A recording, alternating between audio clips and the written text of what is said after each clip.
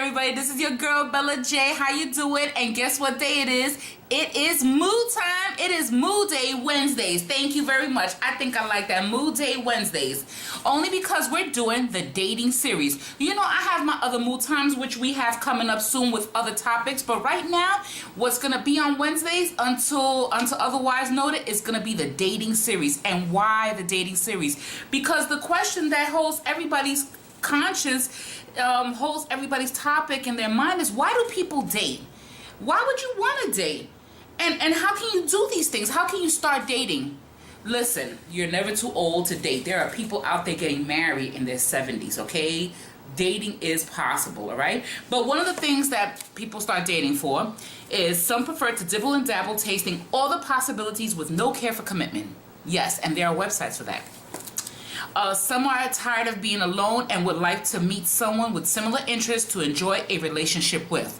What kind of relationship? It's up to those people. Some may want a long-term boyfriend or girlfriend. Some may want to shack up. It may lead to marriage. But some people at this point in time, you know, depending on your age range, you've been on your own for a while and you're just tired of being alone and you want to start dating just to get out there again. Sure, that's great. And then you have some who are looking for the happily ever after, whether they have children or not, it's all onto them.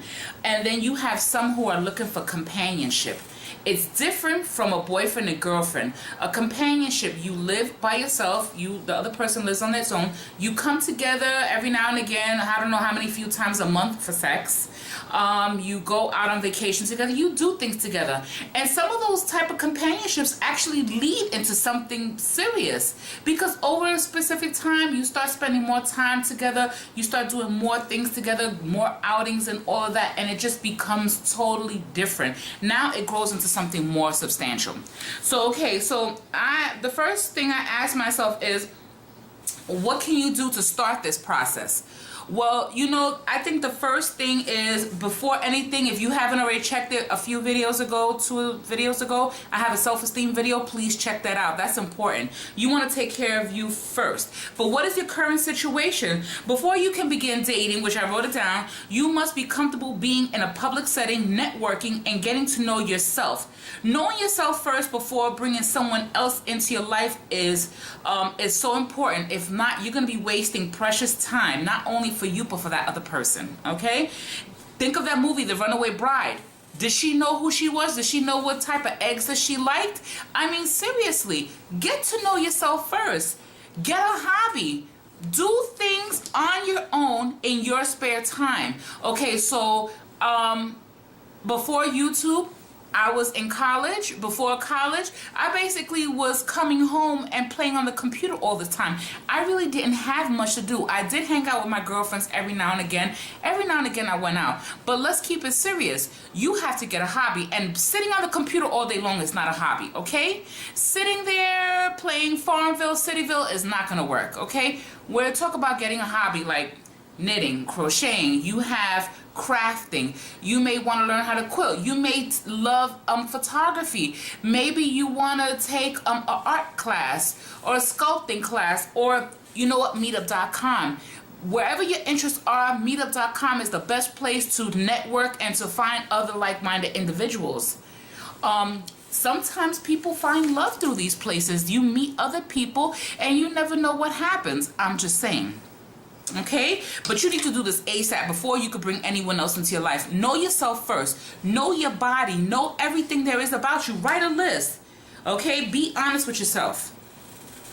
Put down the pros and the cons about you. What are your good qualities? What are your bad qualities? Be honest. I know what my bad qualities are already. And then write down your likes and your dislikes. Your likes, your interests, your goals. What are your dislikes, and what are the deal breakers? Like, what ultimately there is no compromising about. Literally, there is no compromise about this. Like, personally, I don't like cigarette smoke at all. I don't want to taste cigarette on your mouth. I don't even want it in my house. I have friends who do smoke. They know if I'm having a party, smoke out the window, you know, go to the back or what have you. But personally, I don't like cigarette smoke in my house. Cigarette smoke, I just don't like it. And I really don't care if you're always drinking. So I'm just saying that if you're constantly having to come home to drink beer, a 6-pack, you gotta smoke 3 and 4 blunts at every night just to whatever, I have a problem with that. I really do. Because that's cost money. That's just too much. That means that's all I don't do that. Why do you need to do that? I'm just saying, I feel like sometimes wanting to have a drink, I just don't engage in that. Alright, and I would say for now, start going out. If you have any girlfriends, male friends or female friends, group setting, start going out. Go to events. Like pick up your local newspaper, your Daily News, your Post, the Metro, the AM, the Village Voice. Look online for free events, whatever the case may be. There's always something happening around here in New York. But wherever you're from, now start looking into that. Start going on singles cruises. They have singles cruises. They have singles vacations, dude ranches. They have all these events out there that you can attend. Okay, yes, it is a little pricey, but I think it is beneficial for you to get out and meet other people. It is so important to socialize. Being stuck in the house all the time is not good. And I'm telling you from experience that I was in the house for so long that, you know, I've been single for 3 years, and now getting back into the dating scene, it's just a little bit, it could be overwhelming because I don't know what they're looking for, and I know my likes and dislikes. I know what I do wrong, and sometimes I can't help myself, and I have to learn how to tweak those. Knowing myself, I have to learn how to control myself. I have to learn how to control my mouth, because when I'm upset, I lash back sarcastically, very verbal. It's not raunchy or nasty, but it is gonna cut. That's just the way I am. I hit below the belt verbally. What else is there? Not mixing up intimacy just yet, okay? Especially if you've been out of that arena for a while, you want to hold out.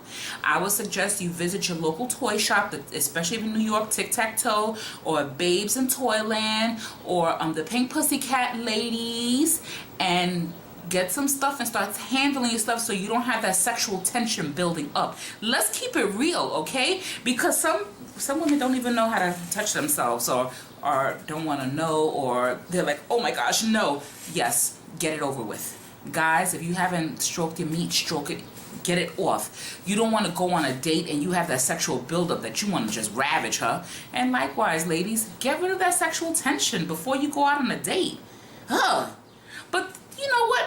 People date for different reasons. I'm getting back into the dating because, you know what, I've been by myself for a long time now, and I'm looking for a companion. I'm looking for a relationship, ultimately leading to a relationship. Whether or not marriage is in that line, I can't answer that yet, because I'm not thinking about that yet. Right now, I'm thinking of enjoying my time, and that's what it's all about. So let me know, why do you want to start dating? What is your reason to start dating? I know what my reason is. I've already finished school. I got my YouTube, but there are days that I really am free. I don't have no one to hang out with. And I would like a male companion to go do things with, go out on dates with, enjoy this world, basically, okay? But with that said, don't forget to like this video, subscribe if you haven't, and comment below. Let me know what's in your mind, and what do you think? Why do people really start dating? For what purpose? And do you think you're ever too old to start dating? I don't think so, but it's up to the person, okay? Dating is not for everyone. Other people, they just prefer to be by themselves, and that's it. They prefer their bachelorette hood. They prefer their bachelor hood. They don't want no interference with that, and that's okay, because technically and personally, I would prefer if you have your own apartment. I like to have mine. I need you to have yours. I need you to have a job. I need you to understand that business first, pleasure later. And you know what? It doesn't take a lot to create a dating environment. You can cook. You can have a movie night if you really are, living check to check like I am. There's different things you can do, and there's so many free things to do in the city, in your local area. Figure it out. Meet up someplace. Taking a walk does not cost much. Pack a lunch. Go old school. Pack a picnic basket of stuff and go to the park. Literally. I'm just saying. And they also have indoor atriums here in the city. I'm just saying.